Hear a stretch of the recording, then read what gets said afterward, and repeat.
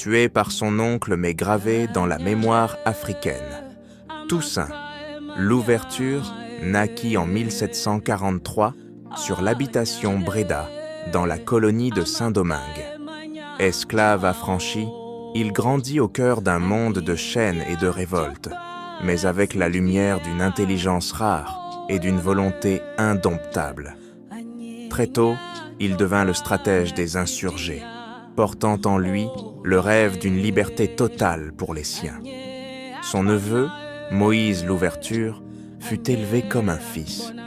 Jeune, ardent, il partagea l'idéal de son oncle et devint l'un des piliers de l'armée révolutionnaire. Dans les campagnes du Nord, son nom résonnait comme celui d'un chef proche du peuple, aimé des cultivateurs, porteur de leurs espoirs.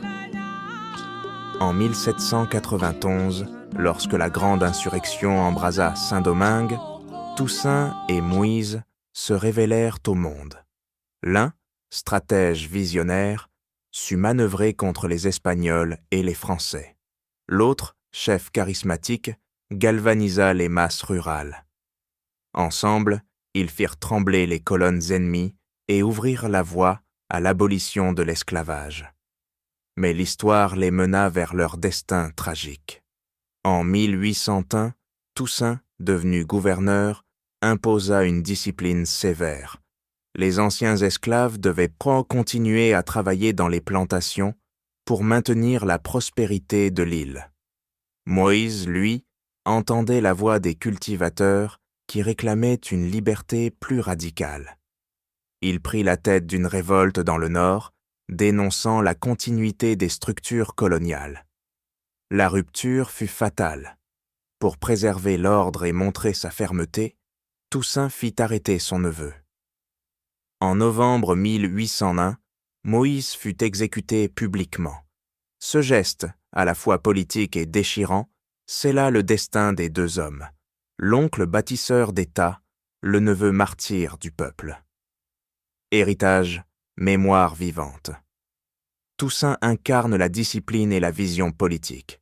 Moïse, la voix des masses rurales. Symbole guerrier, leur alliance brisée révèle les contradictions de la liberté conquise.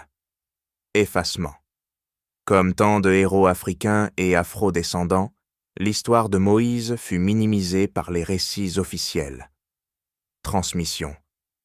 Aujourd'hui, griots, poètes et historiens rappellent que la révolution haïtienne fut aussi une lutte interne entre ordre et radicalité. Vision, résistance. Toussaint et Moïse incarnent deux voies de la révolte contre l'oppression. Liberté. L'un chercha à bâtir un État reconnu, l'autre a donné au peuple une liberté sans compromis. Mémoire noire. Leur destin relie Haïti aux grandes traditions de résistance du monde africain et diasporique. Inspiration. Leur histoire rappelle que la liberté est un chemin semé de sacrifices, parfois même de sang versé entre frères. Abonnez-vous, likez, commentez, partagez pour que l'histoire de Toussaint et Moïse vive encore dans nos mémoires.